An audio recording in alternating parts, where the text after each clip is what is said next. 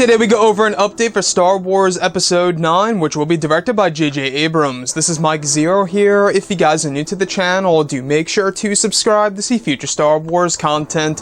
Now, as you all know, Episode 9 being the final film of this trilogy, a lot of work needs to be done by J.J. He has to get it right that will satisfy a lot of Star Wars fans around the world. After coming out of Star Wars The Last Jedi by writer and director Rian Johnson, I feel like that this movie really needs to perform very, very well, and everything that we have been hearing these past couple of weeks, it seems as so that JJ is really trying to tie all 9 movies together in one, as we have heard before in the past of him implementing prequel trilogy content, as well as original and now even anthology content, quite possibly, as we went over yesterday, about them possibly filming over in Jordan, which is the same exact location that they used for Jeddah City within Rogue One, A Star Wars Story. But anyways, moving on from all of this, you guys may recall about 2 months ago we heard that Disney and Lucasfilm were looking at various spots over in Italy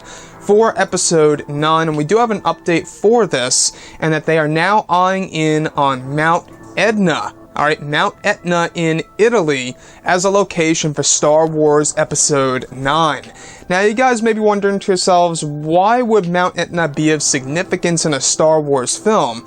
Well, if you guys actually go ahead and research past filming locations for Star Wars movies, one of which does indeed pop up, and this is Mount Etna from Revenge of the Sith. Now, this is where things get more interesting. Mount Etna in Revenge of the Sith was used as a backdrop for the planet of Mustafar, where we see all the lava and everything going on in the background, and we see Palpatine walking down towards a dismembered Anakin Skywalker, Darth Vader, all burnt up. Some of that was green screen, some of that was in studio, but much of it was also shot right near Mount Etna. So Mount Etna, they are looking at this as a possible filming location for Star Wars Episode 9, which could very well tell us even all the more so that Mustafar could very well be returning in Episode 9. After all, we have heard that J.J. Abrams wants to put a lot of prequel trilogy content in this movie as a way to really make it feel true to the Skywalker saga. And that, to me, I think is something that JJ needs to pull off. I think that this movie has to have a lot of connections. I think it needs a lot of cameos, such as Obi-Wan, Yoda, Luke Skywalker as a Force Ghost, or maybe coming back to life or in a flashback. All these different things, I think, need to be done for Episode 9. I think that this movie needs to be a little surreal, where you're watching the film and you're saying to yourself, I can't believe J.J. Abrams was able to pull this off and do this. That's the experience I want to see in a Star Wars movie, where my eyes are just widening, saying, wow, I can't believe he pulled this off to close the Skywalker saga. That's the kind of wow factor that I really need to feel satisfied of the whole entire concept that Disney and Lucasfilm are approaching with, for the marketing of this movie as the end of the end, in order to make it a mega event.